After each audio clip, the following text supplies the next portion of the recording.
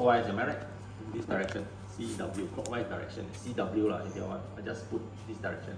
So how it works is that now as soon as a current flows through a resistor circuit like this, right?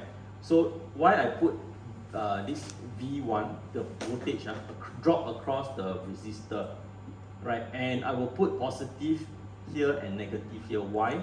Because the current flow into here, you will enter the resistor here first, right? Then you will exit from this, the other end of the resistor, right? And it means that this part here will have a higher potential than here. Does it make sense? Right?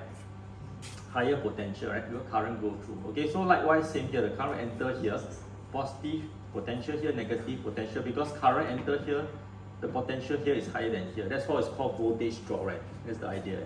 Okay, so you got this current loop circulating this. Now, what Kirchhoff voltage law explain, or KVL, Kirchhoff voltage law in short, right? Is that here, right? The battery, okay, or put plus. Okay, because it's the source, right? Now once it comes into here, now why I put the voltage polarity this direction? Because the arrowhead tells us something, right?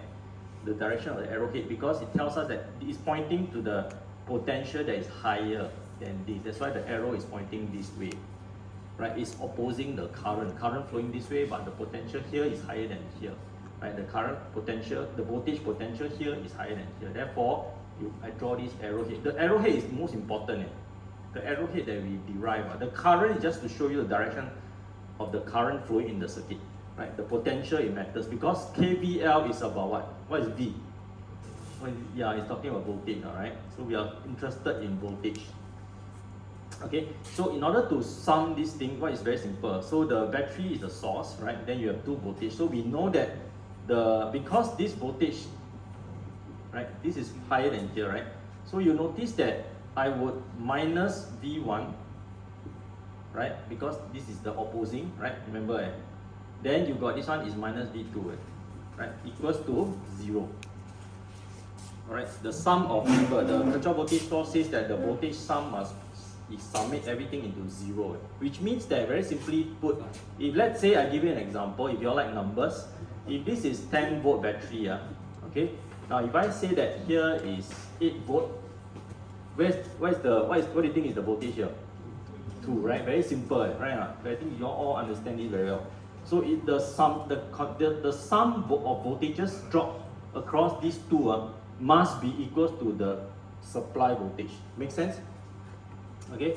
So in this way, if you write it down, you will end up like this, right? So V1 plus V2. Okay. Right, which is what I just explained, right? Then you must sum up these two, right? But it depends on the resistance here, so it can be different combination, right? Depend on what's the resistor value here. If it can be 5 volts, right? If here is 5, here is 5, right? Okay.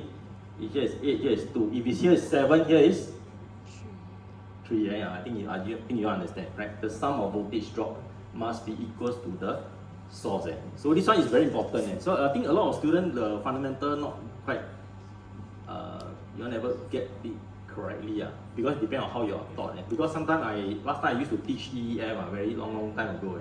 So I try to ingrain this thing very into the student. Very important. Because if you understand this, right, you can do any circuit. That's my concept or my thinking is that when I teach students, I must teach them how to fish. You know what I mean? I don't give you a fish to eat because as the old saying, right? If give you a fish, you only eat one day. Then tomorrow how? The day after how? No food. Okay. So I must teach you how to fish so that you can tackle. Same analogy. You know this. You can tackle all other electrical circuit problem. Okay, which is very important for circuit analysis. So same thing. If you understand this, right?